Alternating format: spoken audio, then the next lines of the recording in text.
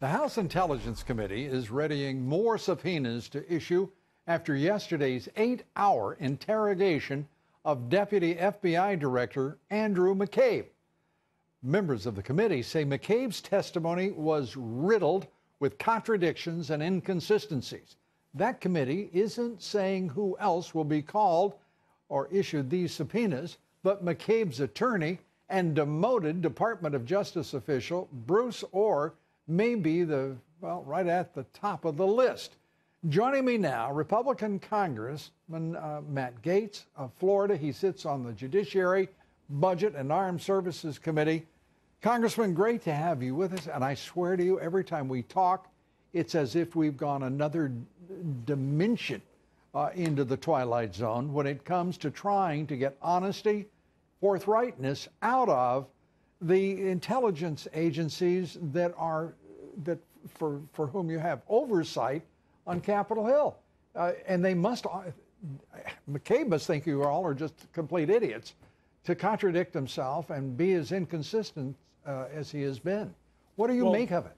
The good news, Lou, is that the American people know the truth. A recent Harvard poll showed that 54% of Americans understand that the Mueller probe has been riddled with conflicts of interest. This entire Mueller investigation is a cesspool of corruption, and the only way we're going to disinfect this is with sunshine. That's why I don't think we should be calling witnesses for closed-door private meetings with members of Congress. We need to have these hearings open and in the public and under oath so that the American people can see whether or not their taxpayer money was used to commingle with Russians and dig up false dirt about the president. The American people deserve to know whether or not this dossier was dressed up as an intelligence document and used as a basis to spy on Americans. And we certainly need to know if there are currently people at the highest levels of the Department of Justice and the FBI who harbor a bias against the president that they are willing to act on to discredit the man we elected to lead this country.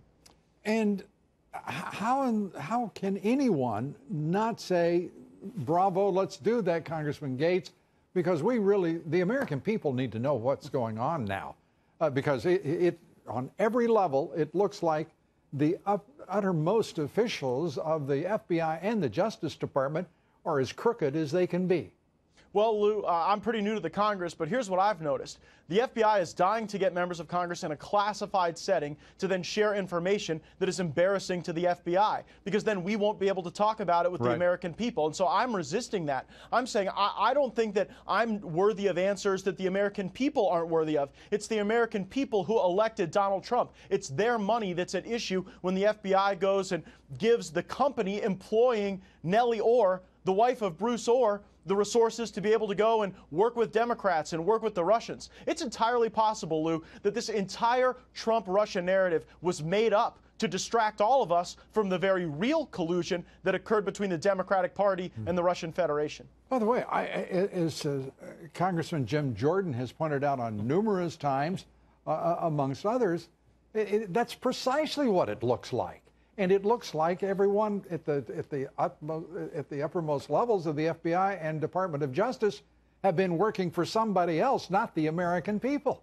Well, and that's not you and I just speculating, Lou. That's the very text messages that Peter Strzok was sending to his mistress, saying that, he never could believe any world in which Donald Trump would win. Hillary should win 100 million to 0, but that he would be the insurance policy, that he had a plan, that he was praising his mistress for hatching the plan in Andy's office. Obviously, Andrew McCabe, who will be testifying before the Judiciary Committee tomorrow, but unfortunately, that testimony will be behind closed doors. I am calling on congressional leadership and my colleagues to demand answers, not just for us, but for all of the American people who deserve to know what happened, and then we need to drive the reforms to make sure that this never happens again. We need transparency, we need oversight, and we never need to empower an FBI director or a special counsel to go and curate a group of people that have a bias against one person and for another person.